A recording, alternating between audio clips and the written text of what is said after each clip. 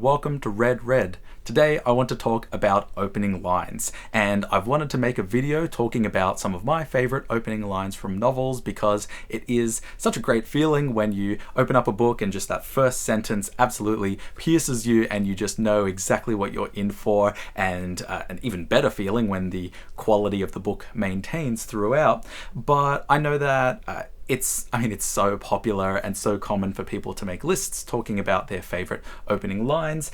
It would be almost funny to talk about least favorite opening lines, like books that are so good but the first line just does it no justice. But anyway, I tried to think about what are some handicaps, what are some kind of rules or restrictions that I could implement that would make this list somewhat unique. And so I did some digging, I looked around, and I found the American Book Review's list of the top 100 greatest opening lines of novels that was published in 2006. And of course you've got all of the usual suspects here.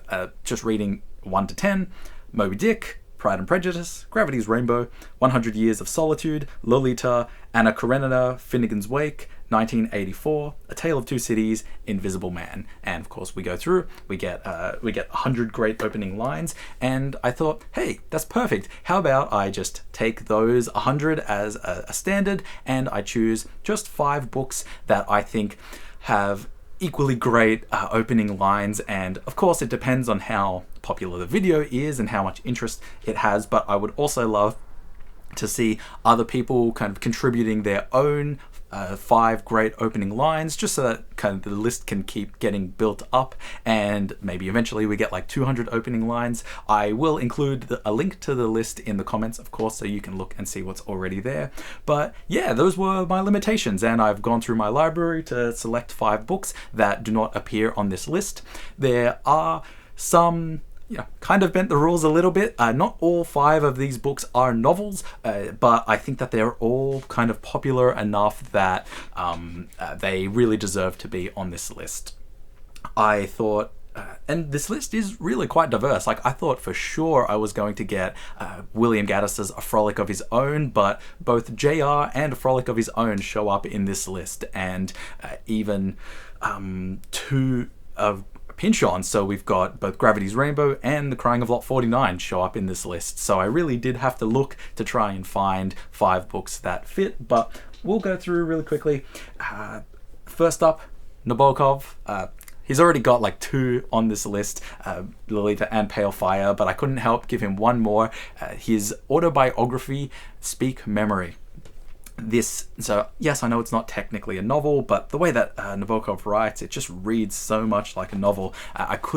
And this opening line is so good that I couldn't help but include it in this list. And I know I maybe mentioned this in one of my videos, like a review of books in the year of 2022, but I'll read this opening line now. The cradle rocks above an abyss, and common sense tells us that our existence is but a brief crack of light between 2 eternities of darkness. And, stunning way to start. And I'll read the next line as well, because we start to get a little bit of Nabokov's style. Although the 2 are identical twins, man, as a rule, views the prenatal abyss with more calm than the one he is heading for, at some 4,500 heartbeats an hour. And that's funny because it kind of ties into another Nabokov book where I think it's Despair, right? Where the character starts to feel anxiety because he calculated how many he calculated how many years he statistically has left to live and how many heartbeats he has left, and so he's just counting them while he's laying in bed, and it's really funny. But just such a beautiful opening line that's, from the man who wrote Lolita, Light of My Life. Of course we can expect it. But yeah, I think that Speak Memory is definitely a worthy contribution to being one of the great opening lines.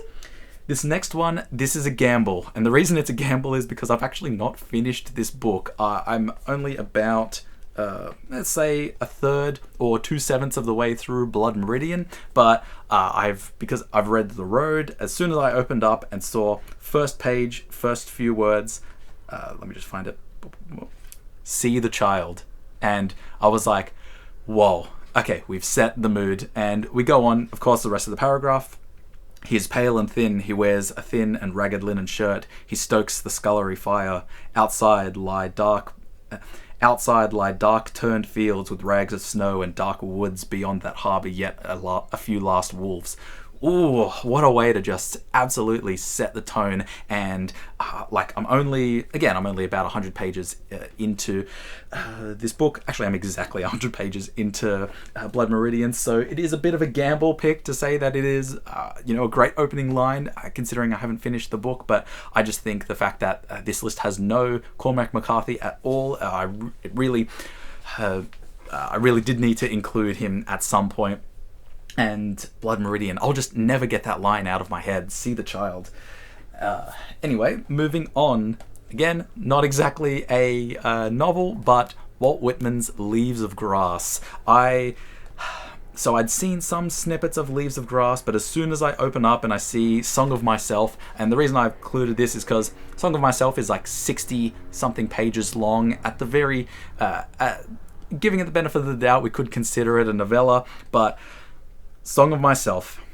I celebrate myself and sing myself, and what I assume you shall assume, for every atom belonging to me as good belongs to you. And I haven't made a video on it, but I absolutely adore Leaves of Grass so much. And just that opening line, oh, wowza. And... Of course, this little collection I have, I believe, only has the 12 books that were originally published in Leaves of Grass, and I, at some point, definitely want to go and get and read the complete Leaves of Grass, but I'll just read that again. I celebrate myself and sing myself, and what I assume you shall assume, for every atom belonging to me as good belongs to you. Damn, what a line. Walt Whitman, Leaves of Grass. Next up, we've got a personal favourite all-time book, Rainer Maria Rilke's The Notebooks of Malte, Laurids, Brigge, and actually pronouncing it correctly this time. I made a whole video on this where I said Malte, Laurids, Brigge, but starting with the opening line, it's kind of an epistolary novel, but it's we get a date in the beginning, 11th of September. And a location, but then it's just kind of goes through as it's not like explicitly hammered home that it is a bunch of journal entries, but here's the opening line. This then is where people come to live. I'd have thought it more of a place to die. And it's just like, wow, like what a way to set the mood of what it's like being an artist who has moved. So the story behind this is that it's a lot of the context behind Malte, Laurids, Brigge is that they refer to journal entries that Rilke wrote when he moved to Paris to live and kind of study to be an artist, and just the living in really sort of extreme poverty, and that's what a lot of the book explores. And it is just such a long, beautiful book, but I just thought that opening line really stands out, and I think it's quite criminal that it's not talked about more often. But yeah, The Notebooks of Malte, Laurids, Brigge, that's got to be one of my favorite opening lines of all time. And Lucky Last, again, not a novel, and I can maybe imagine that if this was a novel, it would certainly have ended up in this list. But in order to rectify that, Paradise Lost by John Milton.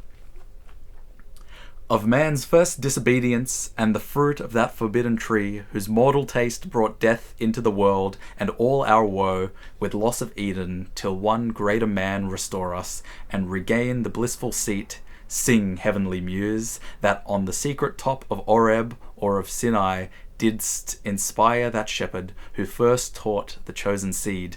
In the beginning, how the heavens and earth rose out of chaos.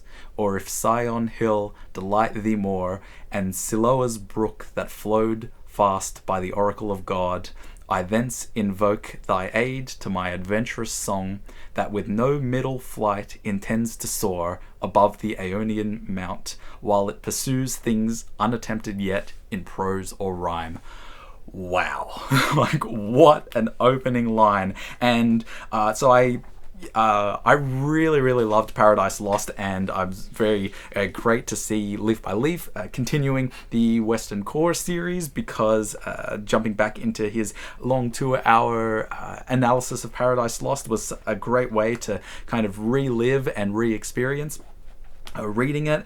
This is just such a stunning line, and I didn't expect that I would love Paradise Lost as much as I did, but it's just amazing. And that first line, like, I know it's a long line, but just coming right off, just being like, I'm going to attempt things that have never been done before in prose and rhyme, and invoking the ancient Greek muses to tell this kind of Christian religious story.